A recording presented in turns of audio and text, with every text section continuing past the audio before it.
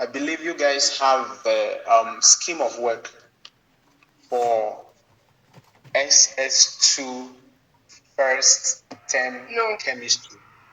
You don't have No, the sir. scheme? No, sir. Okay. I'll forward the scheme to Mrs. Jessica, and also my lesson that I've prepared, the materials, so that you guys will follow me up at the course of this class. Okay, sir. The first topic that we have there is A and pollution. A and pollution. And that's the topic that we are treating today. A and pollution. Hello, sir. Hello, sir. Can I ask a little question? Go ahead. The syllabus you have, is it the MRO, the clinical? Yeah. Yes. That's the syllabus. That is it. Yes. Okay, I made what version is it? Because I made it available to Jessica. It's the new version. That is what we'll be using. It's okay if it is now. Let's move on. Maybe later. I wanted to extract them. What I intended to do, that is my discussion I wanted to have with them.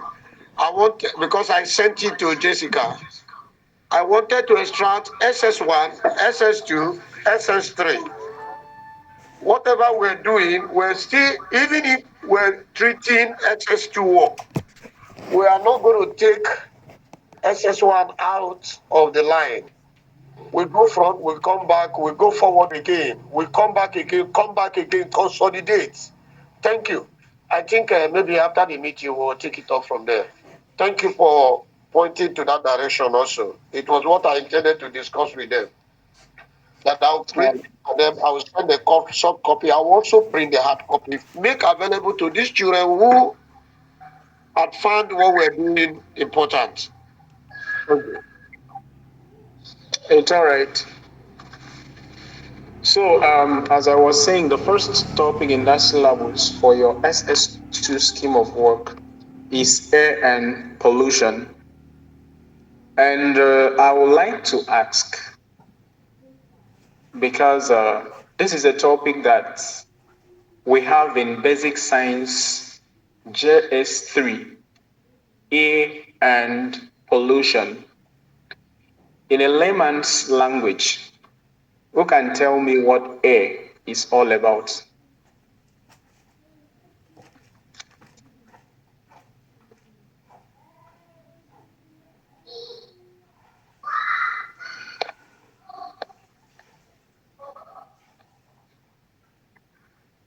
Are you with me? Yes, sir. Okay, somebody should tell me what air is all about. In a layman's, that your junior secondary 3 definition of air.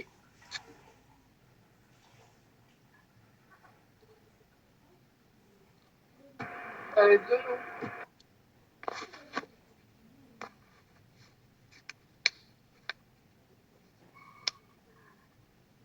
Please, who is speaking should speak out loud.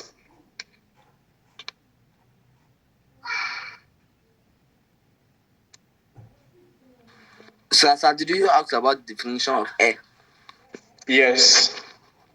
Okay, sir, for what I can say, air is like a mixture of gaseous substance. Yeah, up to 5. Wonderful. That's wonderful. Air is a mixture of different substance. To be precise, gases, not just anyhow substance, gases. Air is a mixture of gases. And when we are looking at pollution and air, what is pollution? Is a topic 2 in your junior secondary 3. Who can tell us what pollution is all about?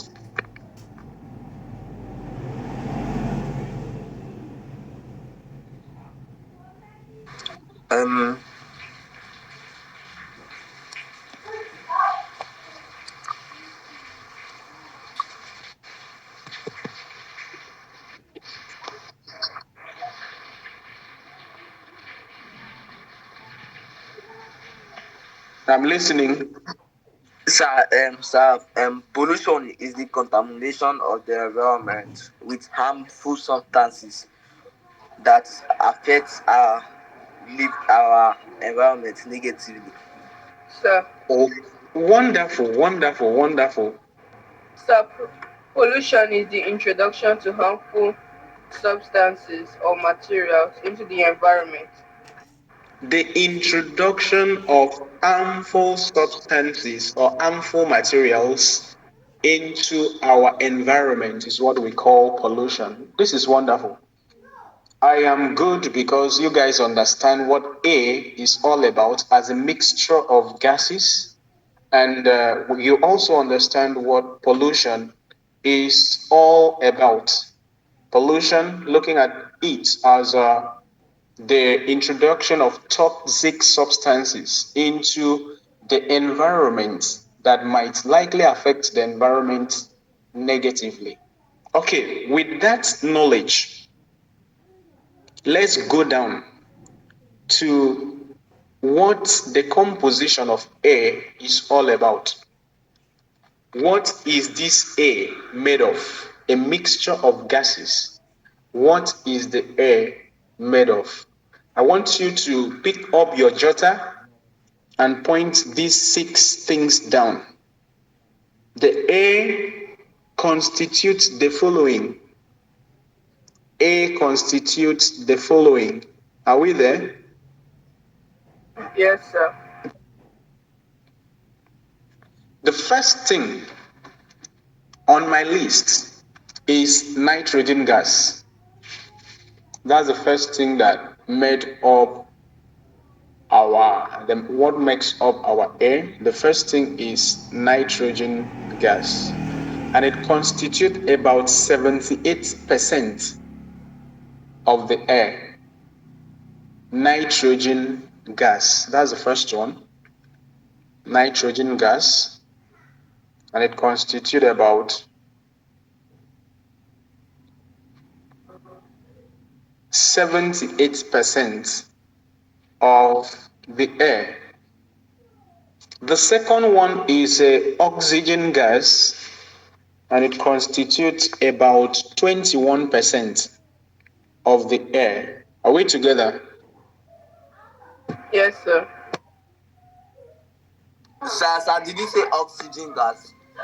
Oxygen 21%, nitrogen 78%.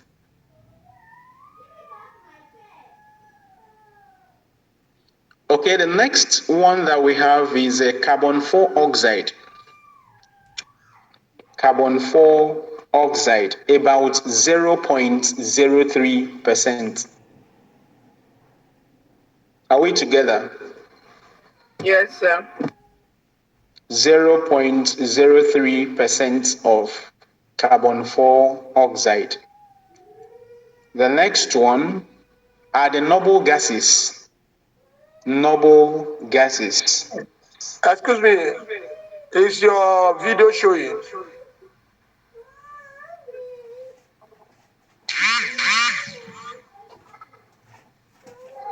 Hello?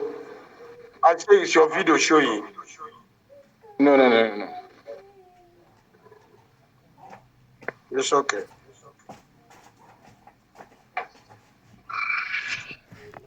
Are we together? Yes, sir. Yes, sir. Yes, The sir. noble gases, which is just 1%. We are coming back to each of these constituents that makes up air. Then number 5 is water vapor. Water vapor. That one, the percent is not constant, it varies depending on the season. Water vapor. And lastly, we have the impurities. So we have about 6 major constituents that makes up air. 6 major constituents. I pick up the first one again, nitrogen, 78%. Then the question comes, what group and period is nitrogen in the periodic table?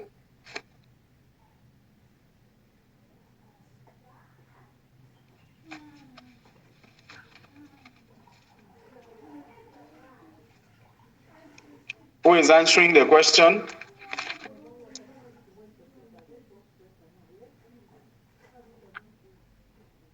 Are we together?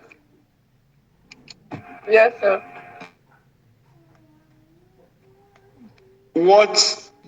Okay, let me start from here. What is the atomic number of nitrogen?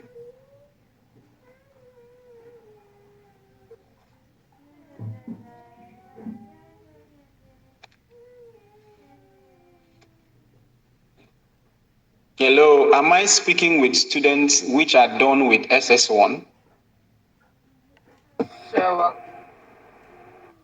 What is the atomic number of nitrogen? Sir, I think the atomic number should be 7. You don't think. You know the atomic number is 7. You don't think. The atomic number of nitrogen is 7. Yes, that's good. Okay. Having known the atomic number of nitrogen, it is very, very possible for you to use that atomic number and determine the group as well as the period of nitrogen. Is that possible? Yes, sir. Okay. So what's the group and period of nitrogen in the periodic table?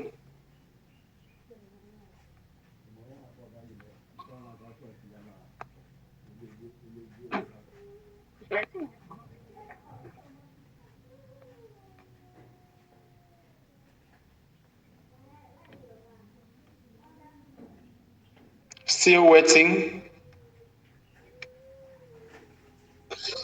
Sir, the periodic table of this thing, I think it should be in group 2.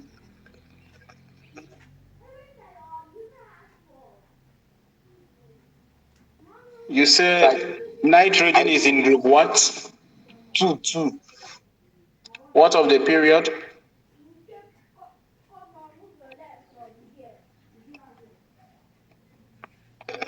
I don't know that one. Okay. Chemistry is a very simple subject. Very, very simple. And I believe after this class, you will love chemistry. Knowing the atomic number of nitrogen to be 7, this is the simplest way you can use to identify the group and period of nitrogen.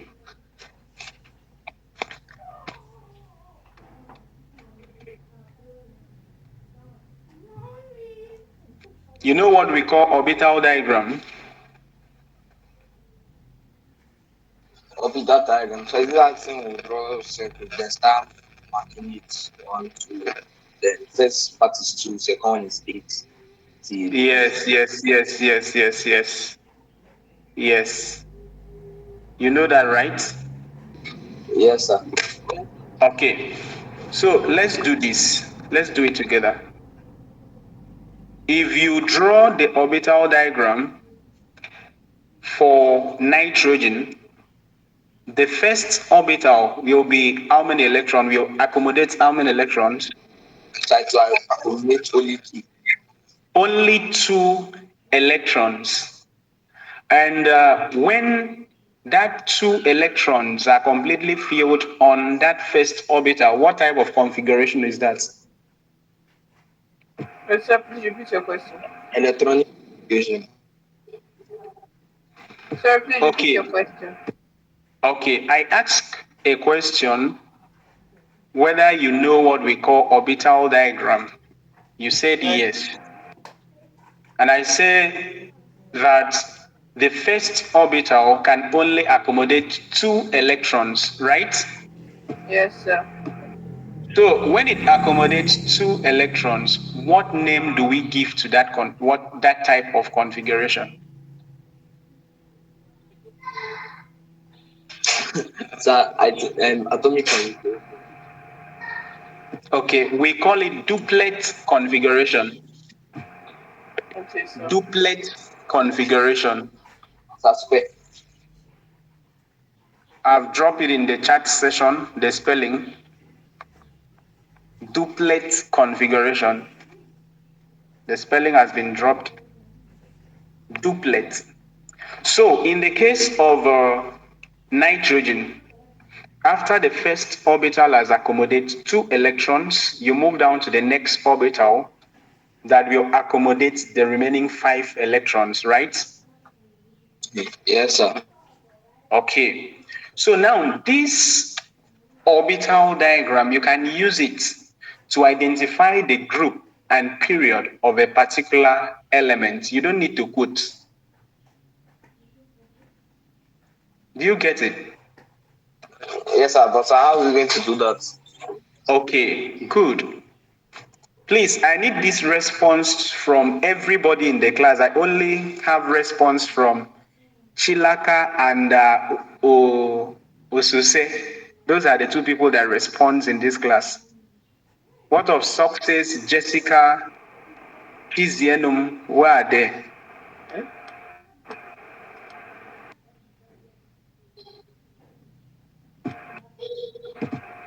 Okay, let's continue. So,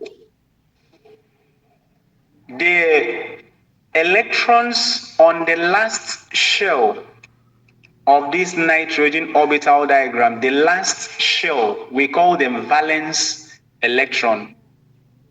Do you get that? Come again. Yes, sir.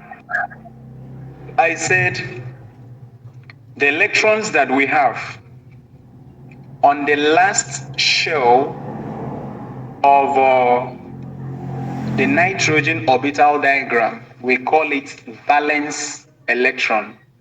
So we have 5 valence electrons on the outermost shell of nitrogen. Is that true? Yes, sir. Okay. So that 5 valence electron represents the group of nitrogen. So nitrogen is in group 5.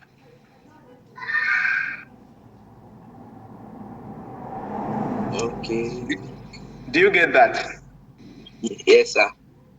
Why, for the period, the number of shells that the 7 electrons of nitrogen accommodate will tell us the period of that element.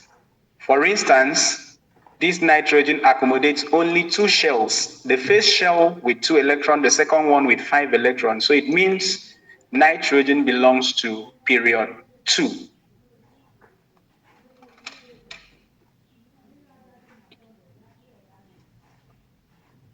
So it is very, very simple for you to know the group and period of elements in the periodic table, especially the first 20 elements that you are dealing with.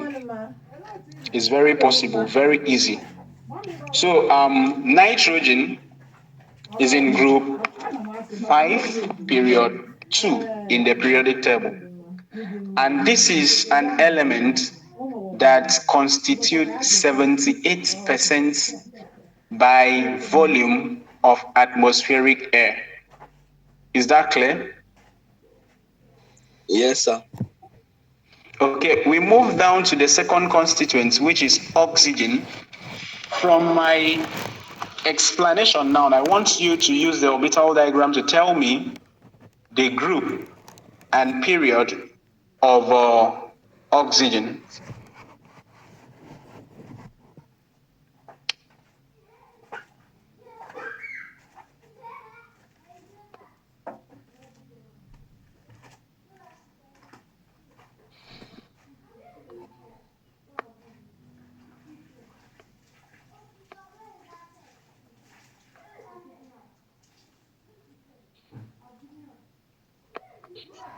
Sir. I'm here. Sir, oxygen is in group 6, and it is period So 2. oxygen is in group 6. And period What of the period? 2. Like period 2. Very correct. Oxygen is in group 6, period 2. Reason being that it has 6 valence electrons and 2 shells. So if you are asked, another thing that you can determine from this orbital diagram is the reactivity of that element. How reactive is the element? You can also determine that from the orbital diagram. Remember, the only thing that makes any element reactive is the number of electrons on the outermost shell. Those are the only electrons that take part in chemical reactions. The electrons on the outermost shell. Those ones inside, it is very hard before you access them. But the ones outside, the last shell, is what determines the chemical reactivity of that element. Is that clear? Yes, sir. Okay. The next compound, this one is no longer an element, but a compound that we have here. Thank God we treated this compound in SS1, carbon 4 oxide, as one of the oxide of carbon, right? Yes, sir. We have 2 oxides of carbon. The other one is what?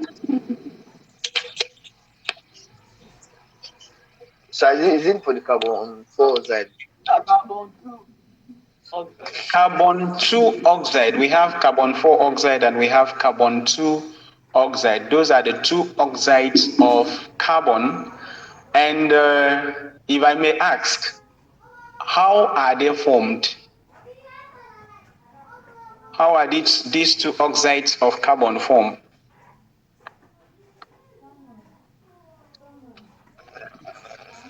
Carbon monoxide formed by foam.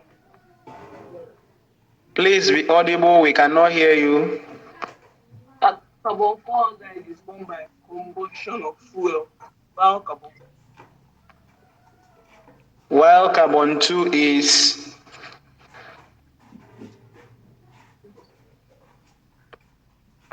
why carbon 2 is I'm not. Please speak up.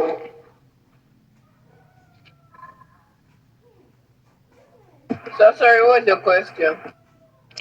I was asking how carbon 2 and carbon 4 are formed, knowing that the 2 of them are oxides of carbon, and we treated that in our SS1, carbon and its compound.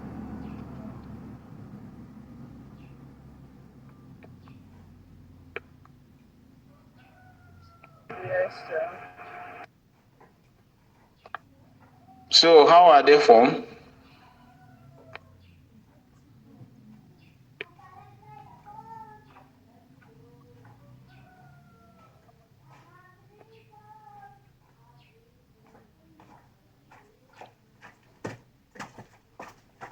Hello, who is there with me?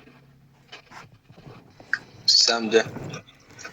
Okay, we don't have much time, so I will be moving fast too. Okay, carbon 4 and carbon 2 oxides are formed by burning of fuels. Yes, burning of fuels. Yes, they are formed by burning of fuels. But there is a word that is very important when you are describing how they are formed. The first one, carbon 2 oxide, is an oxide of carbon that is formed by incomplete combustion of fuel. Incomplete combustion of fuel. That is why it is toxic and harmful to health. Do you understand? Yes, sir. Yes, sir. So, sir, the While carbon 4 is not the. while the carbon 4 is formed by complete combustion of fuel. So take note. So the Sorry, complete sir, combustion. please. Sir, please, I have bad network. Sir, please, what did you say? Oh, sorry about that. I said the carbon 2 oxide and carbon 4 oxide are the two oxides of carbon, but the two of them are formed by the same process, combustion of fuels. But for the first one, carbon 2 oxide, it is formed by incomplete combustion of fuel, while the second one, carbon 4 oxide, is formed by complete combustion of fuel. One is incomplete, the other one is complete. So take note. Are we good to go? Yes, sir. Okay, I'll still ask one more question. One more question about that carbon 4 before we move. What is the shape of carbon 4 oxide and what is the bond angle? That's my question.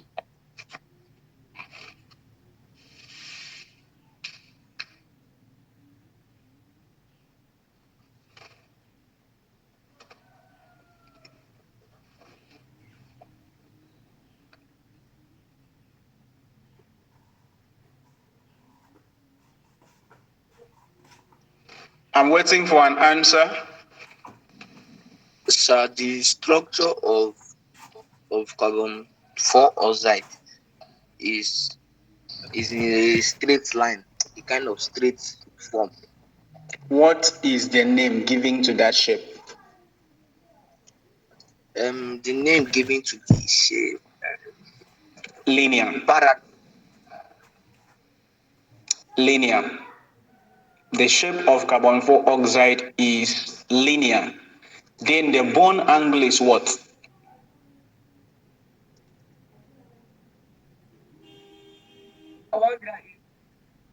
The bond angle is 180 degree.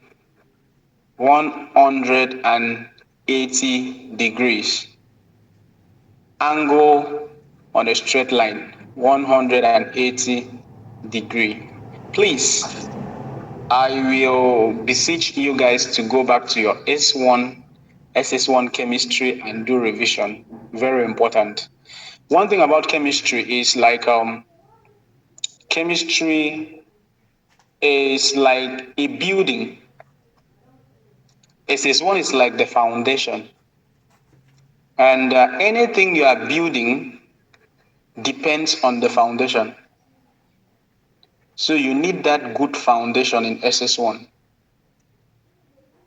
Okay, the next one that we talked about was noble gases, which constitutes only 1% of the atmospheric air. Then I will ask you,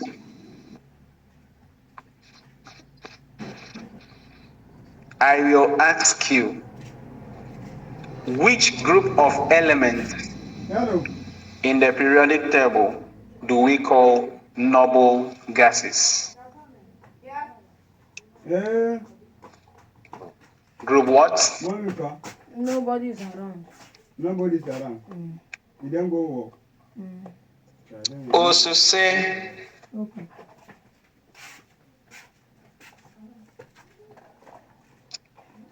Okay. speak up.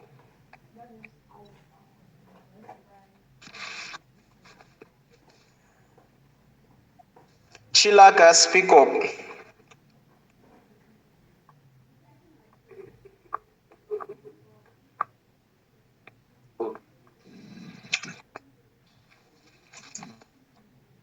Which group of elements in the periodic table do we call noble gases?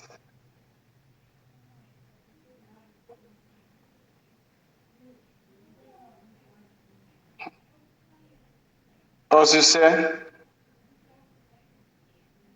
Oh, Yes, sir. Sorry, my network is bad. okay, I'll repeat the question again. Tilaka, I'll repeat the question again. Which group of elements do we call noble gases in the periodic table?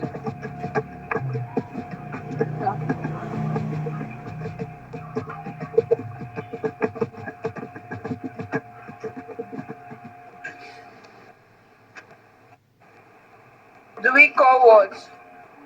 Noble gases.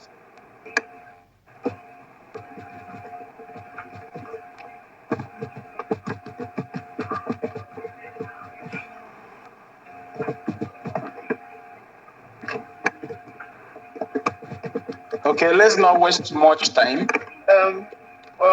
I think is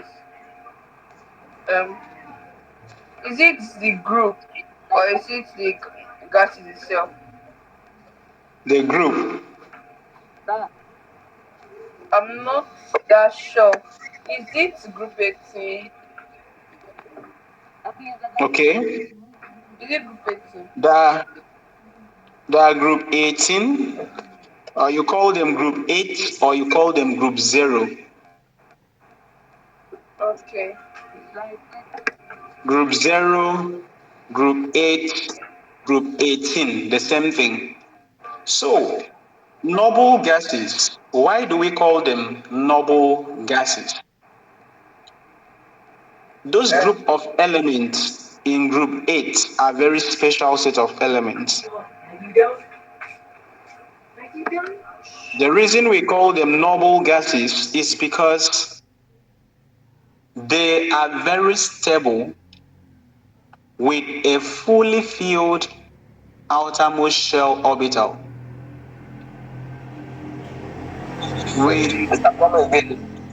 Okay. I said the reason we call group 8, group 0, group 18 elements noble gases is because they are stable with completely filled electrons on the outermost shell. Examples of elements that we have there. So, sir, any element I see that is complete, that ends with exactly 8 is a noble gas. Not just 8. Not just 8. We have 2 in the case of helium.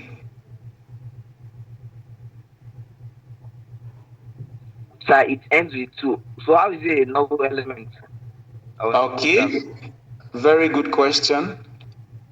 We said earlier in this class today that whenever you have 2 electrons on the first orbital, that orbital is stable. You move down to the next one to fill it, right? Yes, sir. So that 2 electron means that element is very stable, is not in need of any other electron. That is why it belongs to the noble gases in the periodic table. Example, helium. You can understand now. Now you move down to the next element.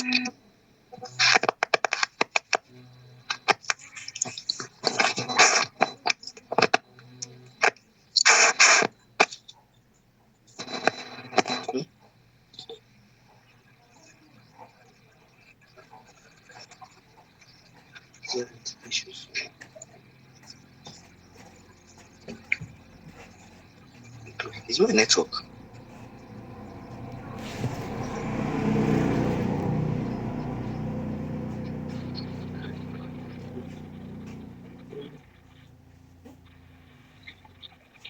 Can anybody hear me? Yes, I can hear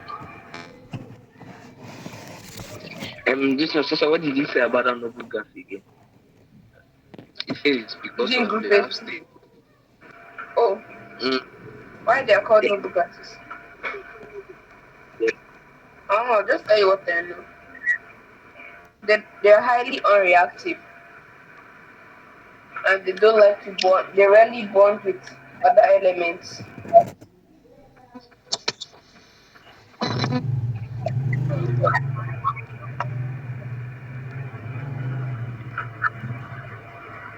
Are you there? Hello? Hello? Oh. Yeah.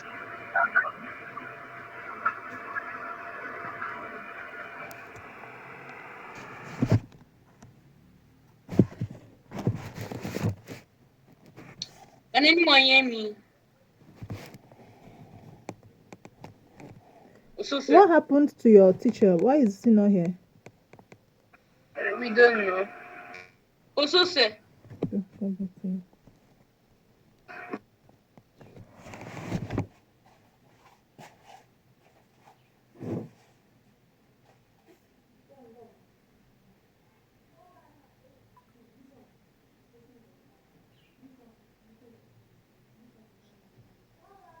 Sir.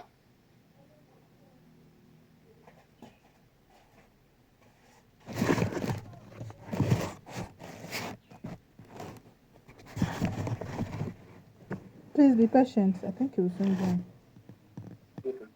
Okay, he's back.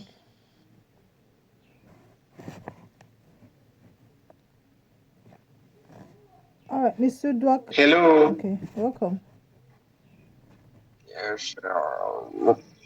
Yes, sir. Did you get the last thing that I said? Yes, sir. So what was that? I was talking about the noble gases and why they are called noble gases and the elements that belong to that group. Sir, Yes, please, sir. sir, please repeat that reason why they are noble gases again. I didn't get everything complete. Okay. I said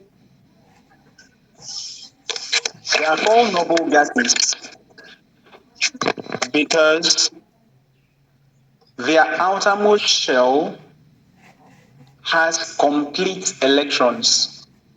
Complete. Examples of elements in this group, you have the first one to be helium. You have neon. You have argon for the first 20 elements. Those are the only 3 elements that belongs to this group. Okay, the next one that I mentioned was water vapor. Water vapor. This has to do with the water content that we have in the atmosphere. And it varies depending on the season. It varies depending on the season that we are. Example, you agree with me that during rainy season, like this season that we are presently in, June, July, August, the water vapor is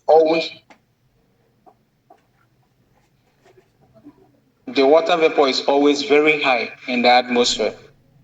But when we go to dry season, the water vapor is very low. That is why I said that the percentage varies depending on the season. The same thing with impurities. It varies depending on the season. So today, you are able to identify the 6 constituents that makes up the atmospheric air. 6 constituents that makes up the atmospheric air. The first one is nitrogen, 78%. The second one is oxygen, 21%. The third one is carbon 4 oxide, 0.03%. The fourth one is noble gases, 1%. The fifth one is water vapor, and lastly, impurities. Okay, let's look at another very important factor here. Why is A classified as a mixture? Why do we classify A as a mixture?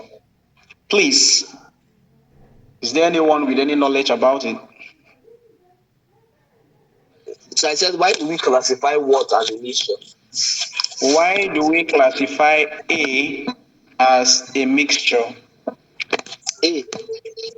Yes.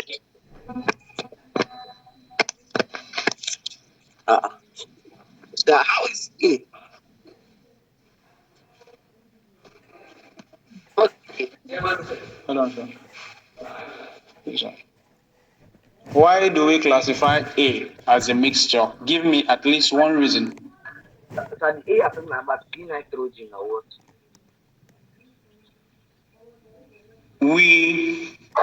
At the beginning of this class, we said that A is a mixture of gases. And I listed down the different gases that constitute A. So now I'm asking, from your own knowledge, why do we classify A as a mixture? Because they don't form compounds. Because they don't form compound. Okay, that's a good one. Any other idea?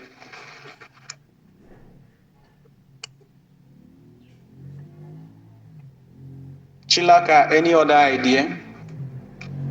No, sir. Okay, take this down. I have 4 reasons why A can be classified as a mixture. 4 reasons. The first one is because constituents can be separated easily by physical method. That's the first reason. The constituents of A can be separated easily by physical method. That's number 1. Did you get that? Yes, sir. Constituents can be separated by physical method. Okay, Osuse, did you get that? Yes, sir. Okay, number 2 is that composition cannot be represented by a chemical formula. The composition of A cannot be represented by one chemical formula. That's number 2. Composition cannot be represented by a chemical formula. Number 3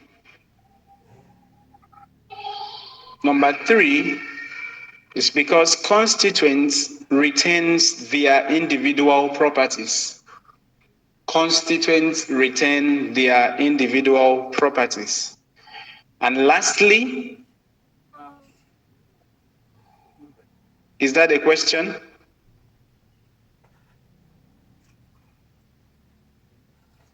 Lastly, constituents are mixed ordinarily without any evidence of chemical combination. Constituents are mixed ordinarily without any evidence of chemical combination. Those are the 4 reasons why A is classified as a mixture. Last one. So please repeat the last one. The last one, the constituents are mixed ordinarily without any evidence of chemical combination. What do we mean by that? The constituents, which are nitrogen, oxygen, carbon dioxide, noble gases, water vapor, and impurities, they are just mixed at different ratios, like nitrogen 78:21, 0.031, and the other ones. They are just mixed randomly without any chemical combination. We don't have what we call intramolecular bond in air. Intramolecular bond in air. Okay, talking about intramolecular and intermolecular bonding, please, can somebody in the class list the types of intramolecular bonding that we have? Intramolecular. Somebody in the class? That was your SS1 work. Sir, carbon and oxygen. Somebody in the class? Sir, carbon and oxygen. Examples of intramolecular bonding.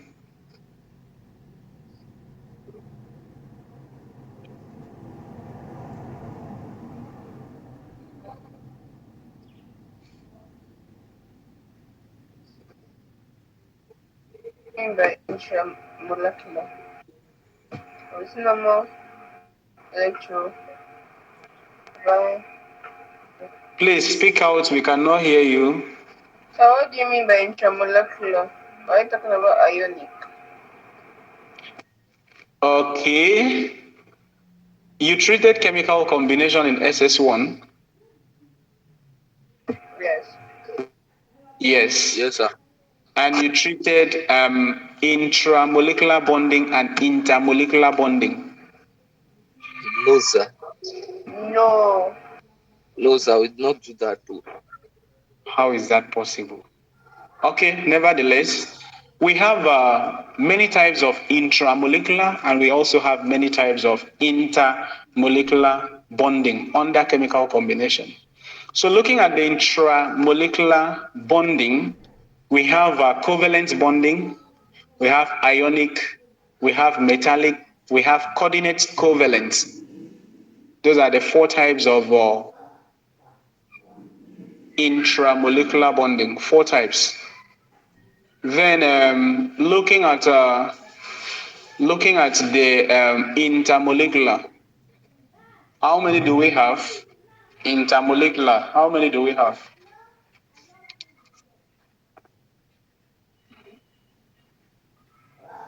Sir, what did you say again? Come again. Wahala. I said types of intramolecular. Intra, within the same compound. We have covalent. We have ionic. We have metallic. And we have coordinate covalent. Okay, sir. All these things are listens at the Intramolecular. So sorry, just come again. Say it again. Intra or inter? Intra. Okay, intra. Okay, so we have covalent, ionic, metallic, coordinate covalent. Those 4 are examples of intramolecular bonding.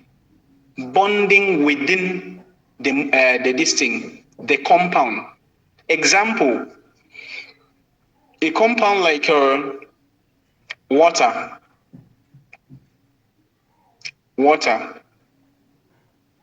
The intramolecular bonding that we have there is covalent bonding.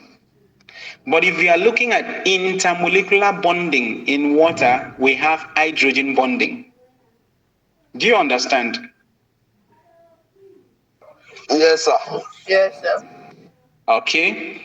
So we have those 4 types of intramolecular. Then for intermolecular, we have hydrogen bonding, we have van der Waals forces, we have dipole forces. I think those are the 3 types that we have for intermolecular bonding between molecules. Bonding between molecules, where intra is bonding between atoms. Did you get that? Yes, sir. Okay. So in air, we don't have bonding between atoms. That is why the constituents are mixed ordinarily without any evidence of chemical combination. Okay. Let's look at atmospheric oxygen. Don't worry about the materials. I will send the materials to the coordinator and she will put it in the group so that you get the complete material.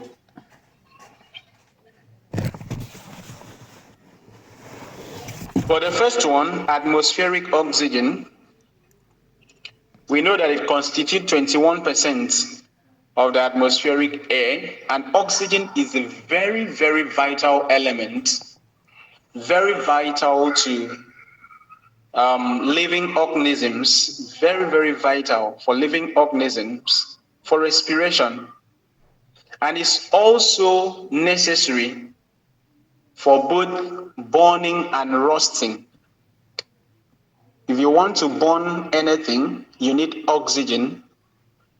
And if roasting must occur, it must be in the presence of oxygen. And if living things must survive, they must take in what? Oxygen. So take note, oxygen is very, very vital, atmospheric oxygen. In living organisms, it is used for respiration, is also necessary for burning, and a reaction in which anything burns in oxygen, we call it combustion reaction. What's the name of the reaction? Combustion reaction. Combustion reaction. When anything burns in oxygen, we call it combustion reaction. Okay, so example, we have a case in which magnesium burns in oxygen to give magnesium oxide. Can somebody write the equation of reaction and share a screen, is or a screen? Chika and Osuse, I want you to write the equation of reaction in which magnesium burns in oxygen to give magnesium oxide.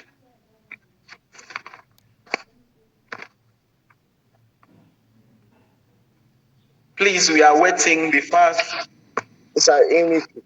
Magnesium burns in Oxygen to give magnesium oxide. We are waiting, please.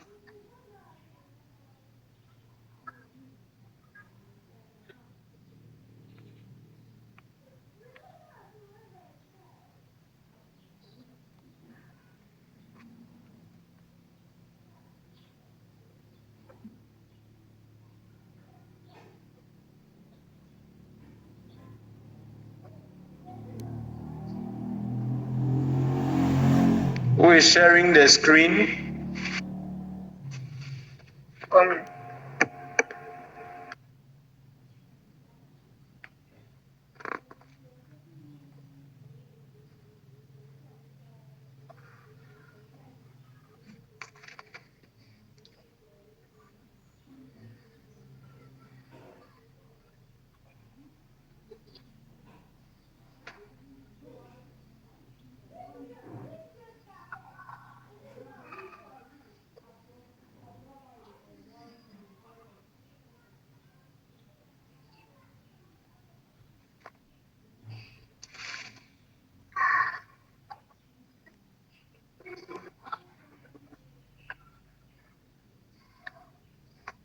Who is the one writing on the screen now?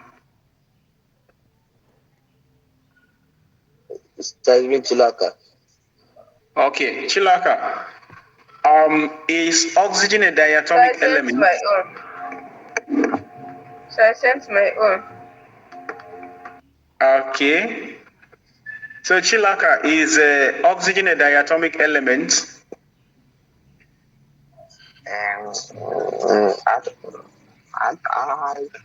I don't think so.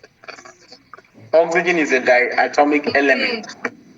It cannot exist as one atom. It's always as two, O2, diatomic. So you are going to have Mg plus O2. The two will be a subscript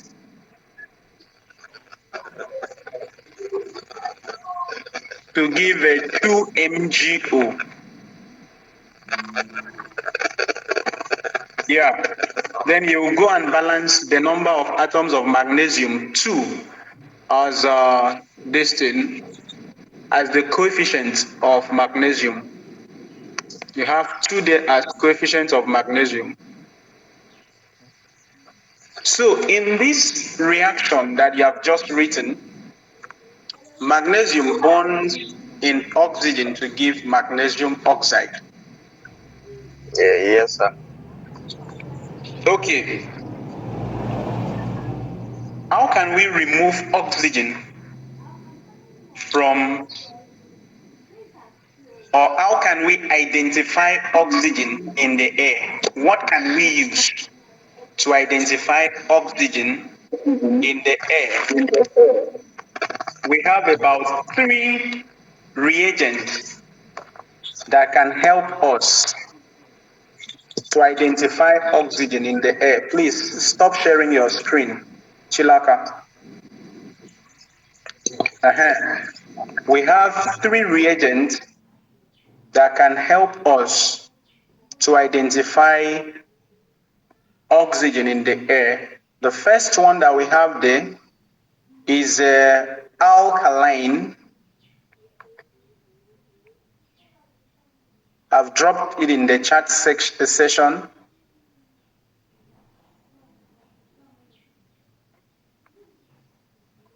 Check your chats section. You see the 3 reagents. The first one, alkaline pyragorol. The second one is benzene 1,2,3 triol. And the last one is heated copper.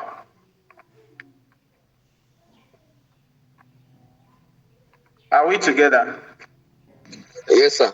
So, sir, this thing right here is for the reagents you can use to identify oxygen in a. The reagents that you can use to identify oxygen in the air. You can use alkaline pyrogorol, you can use benzene 1,2,3 triol, and you can use heated copper. Those 3 reagents. And this is a question that is most likely asked in JAMB. Oxygen, okay. The question normally comes like this. Atmospheric air was passed through alkaline pyrogorol. Mention the constituents of air that has been removed. The answer is oxygen.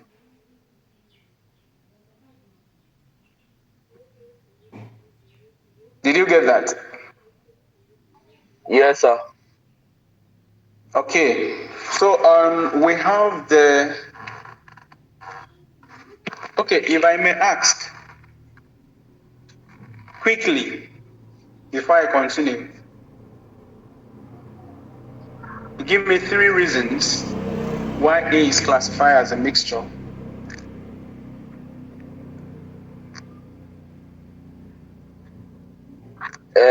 Sir, 3 reasons why air is classified as a mixture. Number 1, because the constituents can be easily separated by physical method.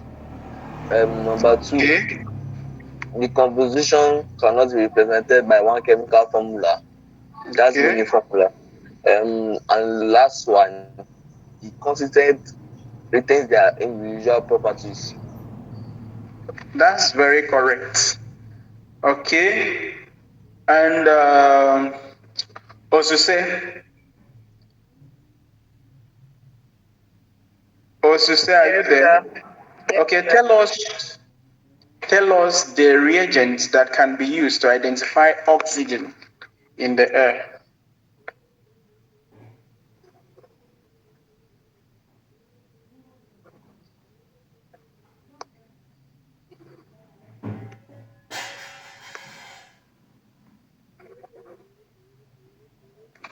Also say we are waiting.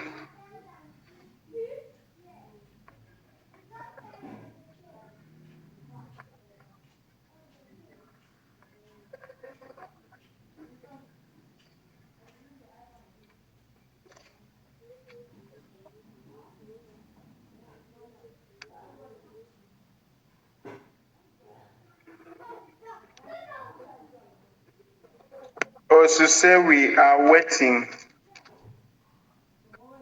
Oh, sorry, I know I was muted. I said alkaline pyrogalol. Okay, number 1. And benzene. Not just benzene. Benzene 1, 2, 3 triol. Number 3. Heated copper. Okay, take note of those reagents, very important. Okay, the next thing we want to look at is a combustion of substances in air. Combustion of substances in air. How substances burns in the presence of oxygen. That is all about combustion of substances in air. How substances burns in the presence of oxygen. I informed you guys earlier in this class that combustion has to do with burning a substance in the presence of oxygen. Now, during this process, 2 products are formed, heat and light. When you burn something in the presence of oxygen, 2 things are formed. Number 1 is heat. Number 2 is light. Heat and when you burn something in the presence of oxygen. Heat and light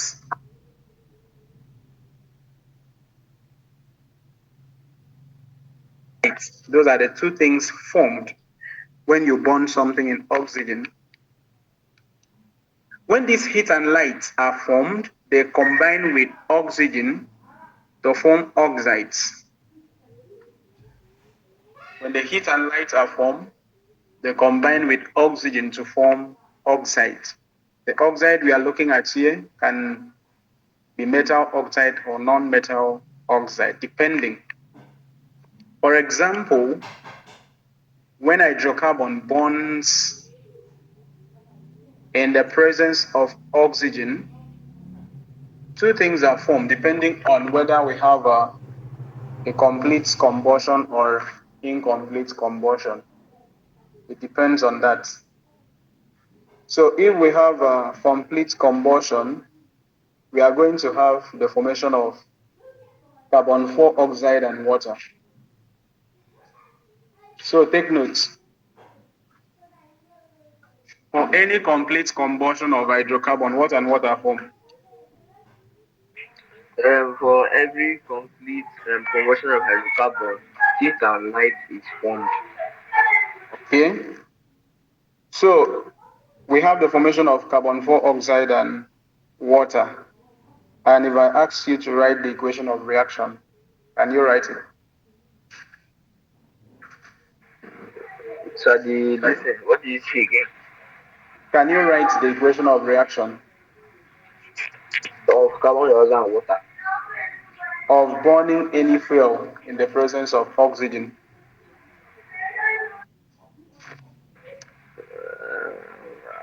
Let me try. So which one should I write? Okay, use methane, CH4.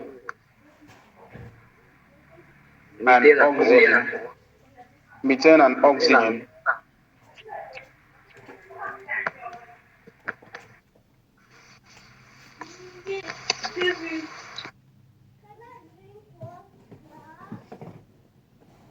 Drop your equation of reaction at the distinct chat section.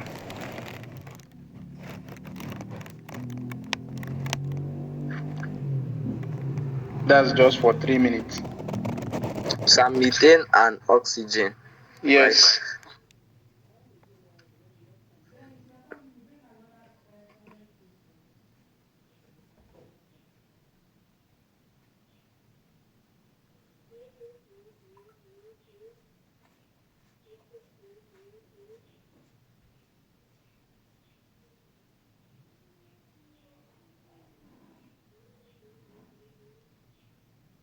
Be fast, to your 3 minutes is counting down.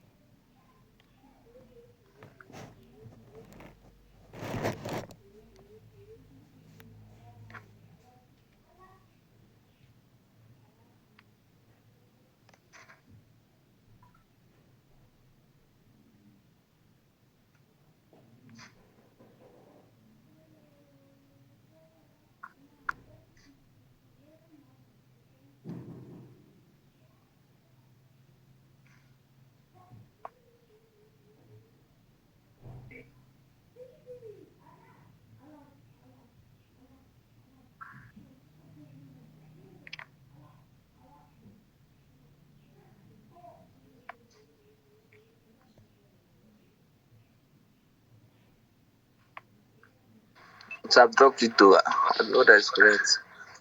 Okay. Methane and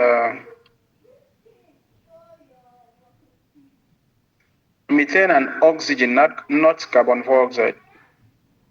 Methane and oxygen, the products are carbon dioxide and water. But the reactants, methane and oxygen. I want to see how you balance the equation of reaction.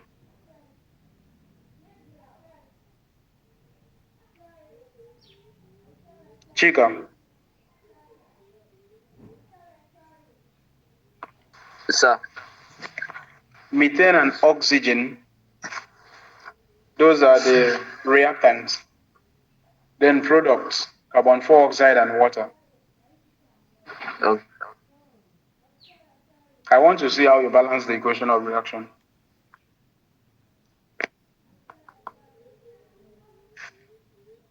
Sir, shall I share my screen? Yeah, you can share your screen.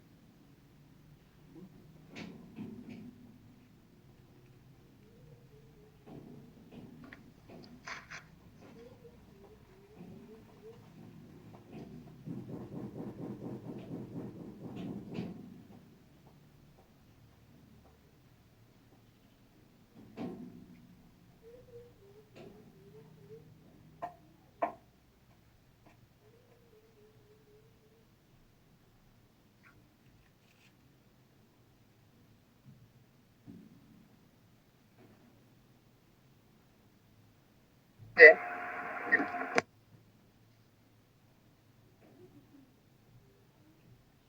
Is the equation of reaction balanced?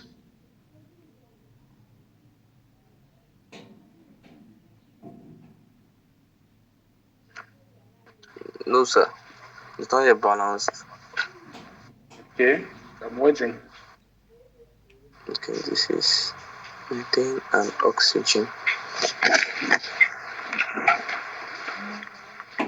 Carbon dioxide and water.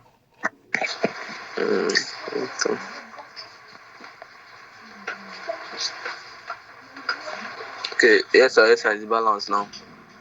The equation is balanced. Yes, sir. Stays full. Look at, for it to be balanced, everything you have at your reactant part should be the same thing at your product part.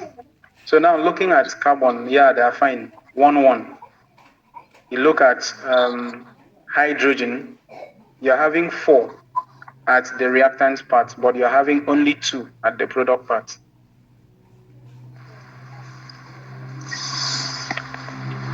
No, you don't do that. Okay.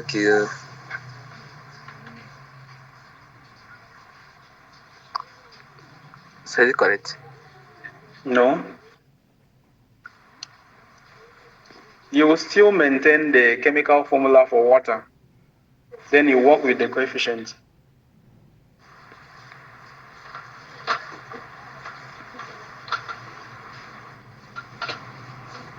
That is correct. Okay, where the number of hydrogen now is complete. Then we move down to oxygen, second reactant. At your reactant part, you are having 2 oxygens, but at your product part, you are having how many? 4. 4. So what can you do to that oxygen to make it 4? Wait, sir, I did this thing. Reactant part, I'm having 4. I've equalized that one 4. So it's complete now. No, it's not. Listen, I don't know. Your SS1. That's why I said that you should go back and read your SS1. This one is very important. When you are balancing a chemical reaction, you don't tamper with subscripts. You don't touch those numbers. You only work with the coefficients. But what you are doing, you are busy cleaning the subscripts, trying to make it up to the number that you have at the reactants part. You don't touch any subscripts. You only work with the coefficients of each of the compound.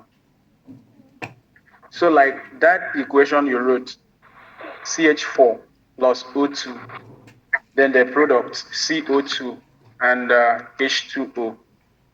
Those are the standard compounds. You don't touch anything. The only thing you work with the coefficients. Let me share my screen so that you can see what I'm doing.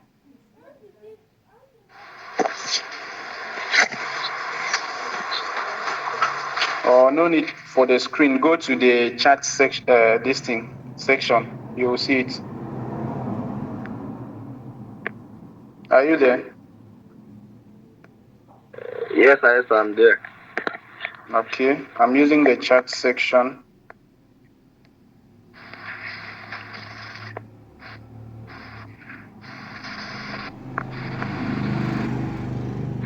Hallelujah to it.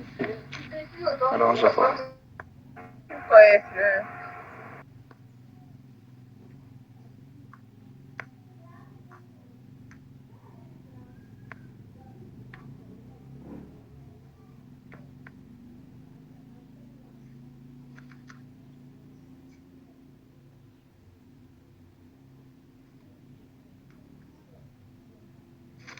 Have you seen my equation of reaction? Yes, I've seen it. Okay. So I did not touch anything, any number that appears as subscript. I only work with what the coefficients of the compounds that are present here. That was the only thing I touched. Okay. Okay. So whenever you have you wrote methane and two atoms of what do you wrote 2O2 and two atoms of oxygen. What? methane, CH4, and two, not atoms, 2 moles of oxygen gas to give 1 mole of carbon 4 oxide and 2 moles of water. If you check the number of atoms, both for your reactants and products, they are balanced. Carbon, we have 1. Hydrogen, we have 4. Oxygen, we have 4. So the equation is balanced. That's for complete combustion of methane.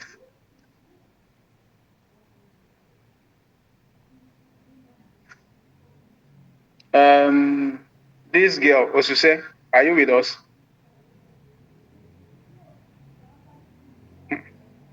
Yes, sir. Okay.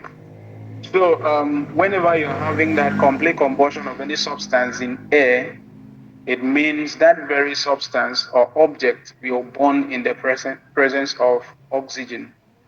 And you'll have the formation of this carbon 4 oxide and water. Now, heat and light are also produced during the process. And we know very well when it comes to light, it has to do with flames. Is that true? Yes, sir. So what is a flame? Wait, sir, not all light though. Artificial light has to do with radiation. We are not talking about electricity here.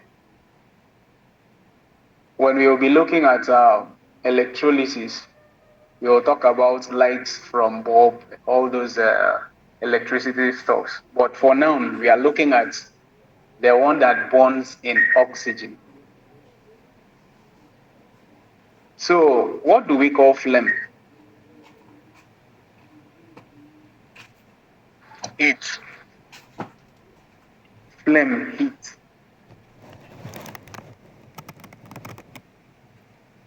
Okay, that was a good one. Osuse, from your own understanding, what do we call flame?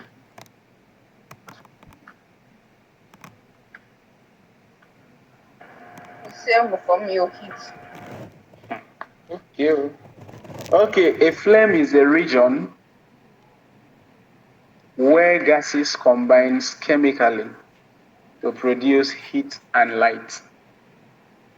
A region where gases combine chemically to produce heat and light. Did you get that? Yes, sir. A region where gases combine chemically to produce heat and light. And whenever we are talking about flame, we have two types. The first one, we have the luminous flame, and the second one, we have the non-luminous flames. Those are the two types that we have, luminous and non-luminous flame.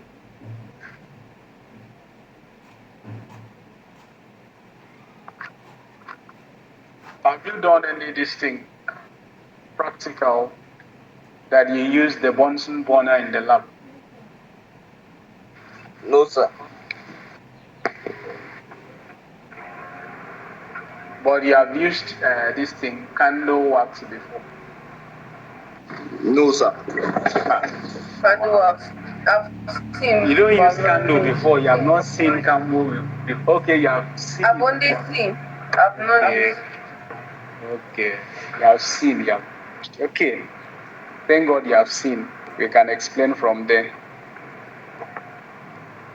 When we are looking at the luminous flames, we have some basic characteristics, very important. Normally, WAEC will ask you differentiate with about 3 or 4 points between luminous and non-luminous flames. So for luminous flame, the flame is normally yellow or orange in color. If you are, let me use your gas in the house. You know gas cylinder before, you have used it. Yes, sir. Okay. Yes, sir. There is how you fill your gas, and the flame that is coming out is just blue. Have you experienced anything like that before? Yes, sir. Yes. There is how you also turn it on, and you have the yellow or orange color. Yes, sir. So the one with the yellow or orange color is the luminous flame.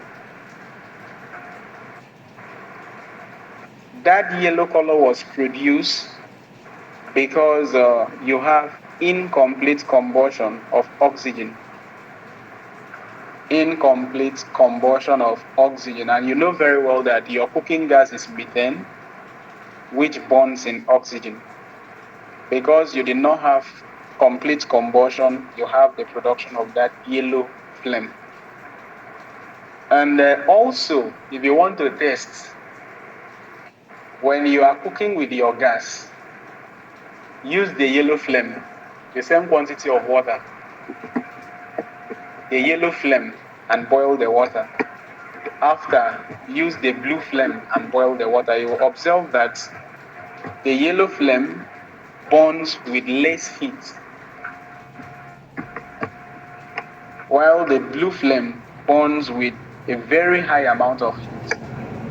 If you are boiling water with the blue flame, it will boil faster than the yellow flame.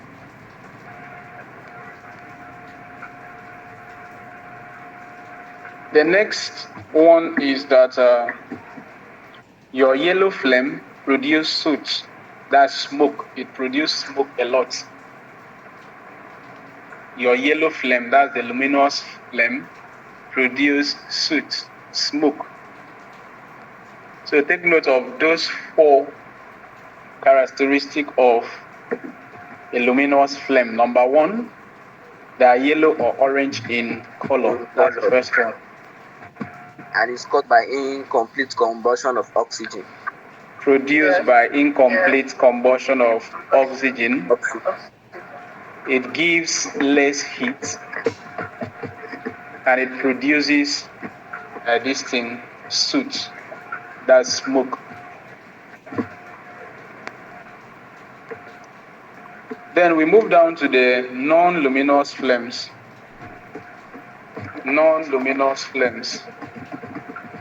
As I described earlier, that's the blue part of your flame when you're on, whether your gas or your your candle wax. The blue part is called the non-luminous flame, and is produced by complete combustion of hydrocarbon, and it gives more heat. Also, it does not produce soot, does not produce much smoke compared to the luminous parts. That is why some of us, you cook one thing and your pot will be very dirty because you remove all your this thing and it comes out with the yellow flame. But if you are using the blue flame, it's very rare before you have chat around at your pot. Okay, so what are the two types of flames that we have? What and what? So we have luminous flame and non-luminous flame. Also say you are not talking. So we have luminous flame and non-luminous flame. Okay. Then for luminous flames, what are the characteristics? So it is usually orange or yellow in color. And this okay, is caused by calm down. Chika, give Osise the privilege to also mention one. We are waiting for you, Osise.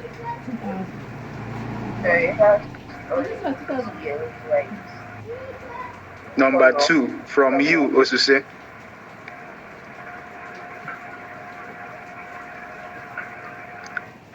I show the price.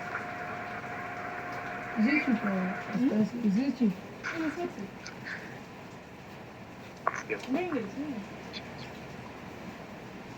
Chika. Sir. Okay. So what is the second characteristic of luminous flame? Sir, another characteristic is that it produces soot or smoke. Okay. And the next one?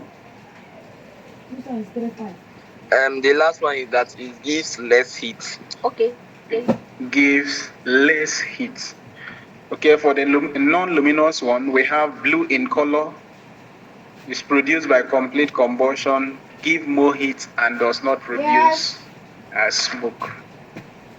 Take note. Then we have another one that we call hydrogen flame. That's the next type of flame that we have.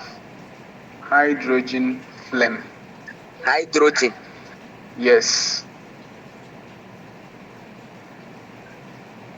We have hydrogen flame.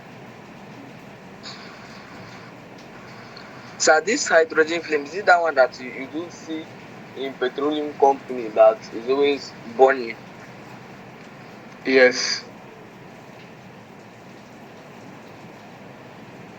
So when we are looking at the hydrogen flame, it consists of two zones. Two zones.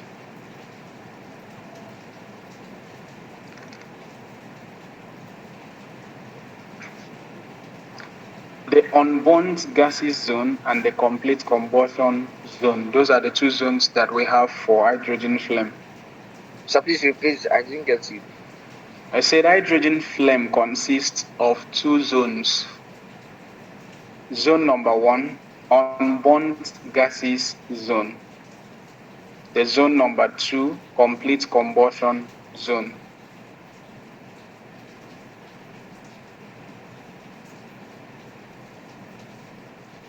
Remember that this hydrogen flame is classified under the non-luminous flames.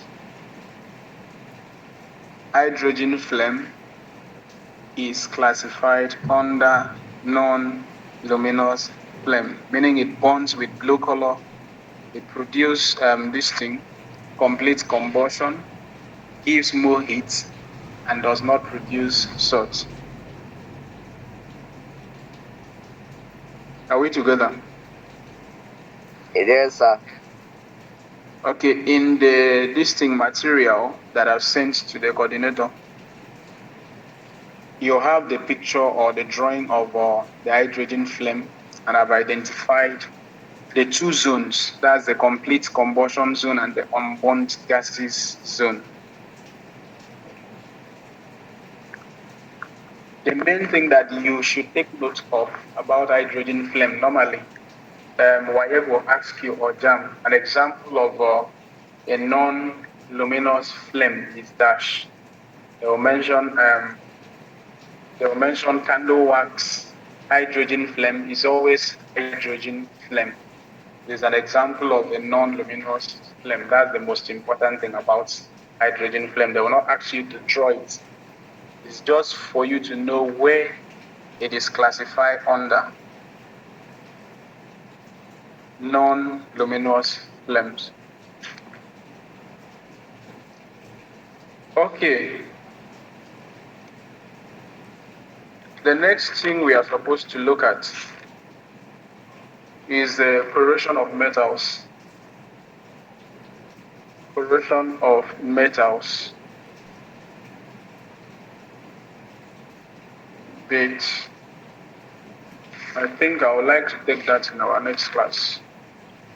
Corrosion of metals. So a quick summary of today's class. We started with pollution and A. And we say that pollution is the introduction of toxic or harmful substances into the atmosphere, since we are looking at air pollution. And we also looked at the constituents that makes up A. About 6 were listed down: nitrogen 78%, oxygen 21%, carbon 4 oxide 0.03%, noble gases 1%, water vapor variable, impurities variable. We also looked at the reasons why A is classified as a mixture. The first reason was that constituents can be separated by physical method. Now, my question is, can you mention at least 5 physical methods of separation that you know? At least 5.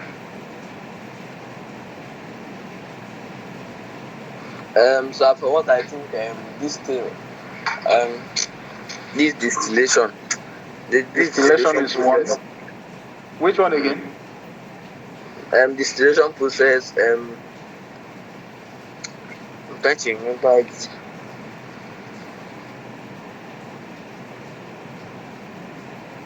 Also, say mention one at least. Chika has mentioned one.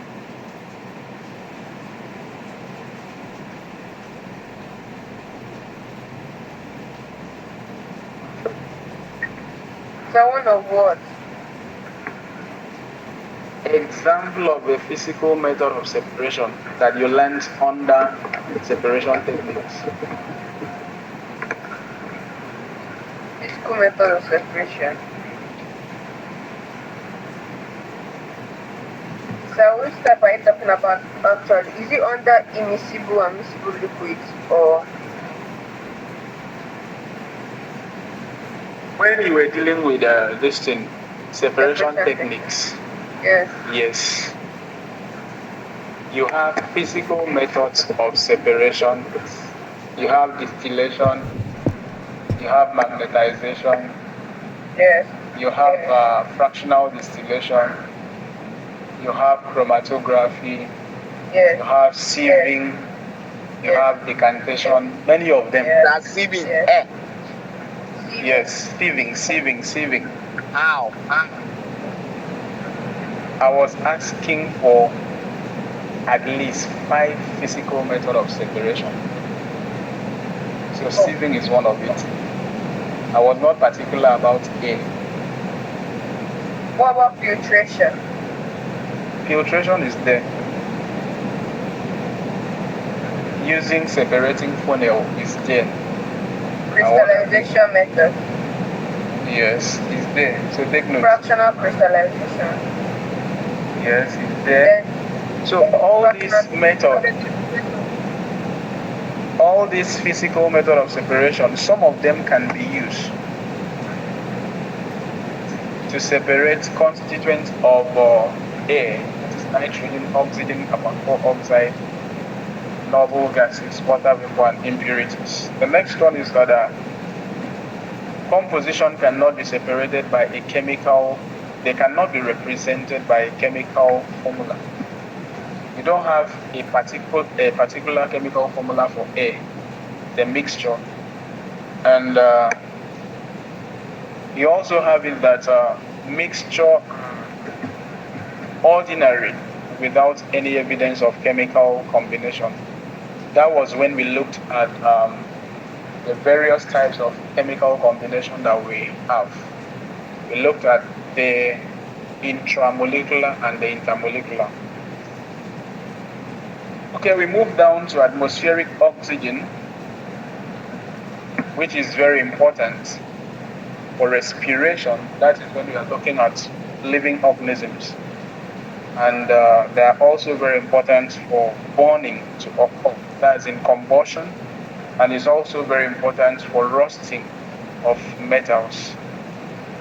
That was when I asked you guys to write the equation of reaction between magnesium and oxygen to form magnesium oxide, which you did.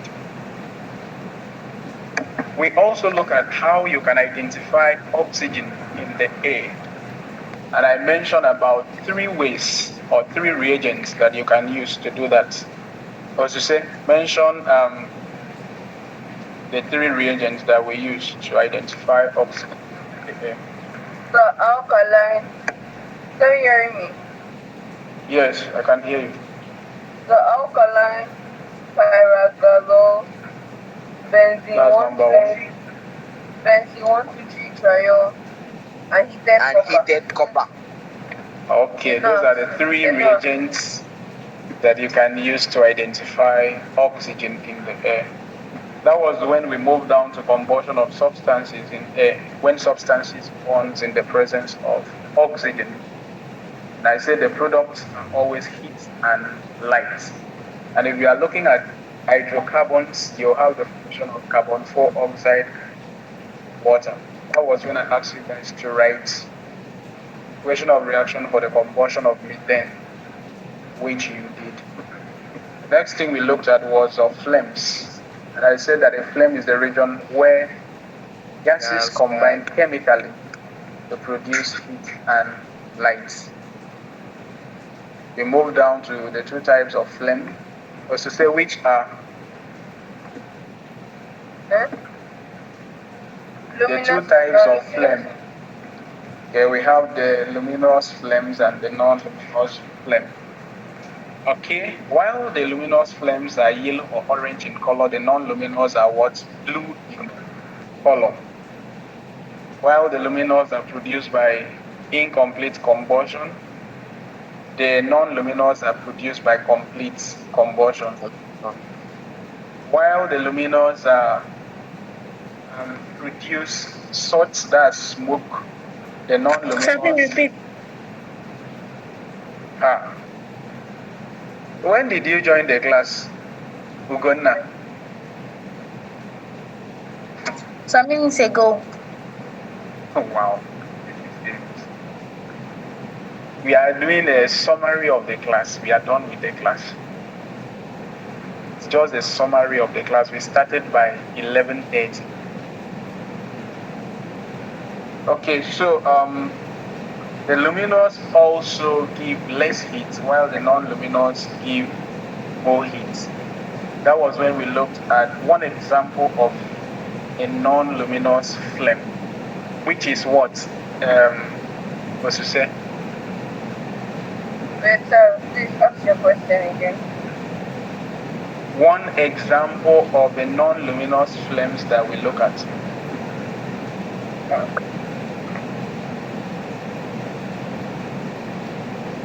Yes, I know that you said that sometimes they will talk gas in them.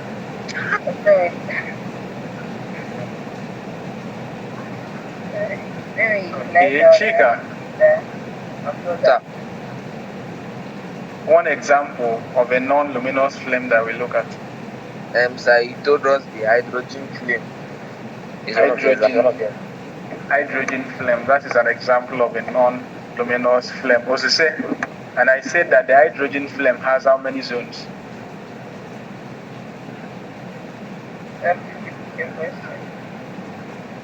How many zones? Zones, like, sir, please repeat your question. According to Chika, Yes. an example of a non-luminous flame is hydrogen flame. I now ask, how many zones does hydrogen flame have?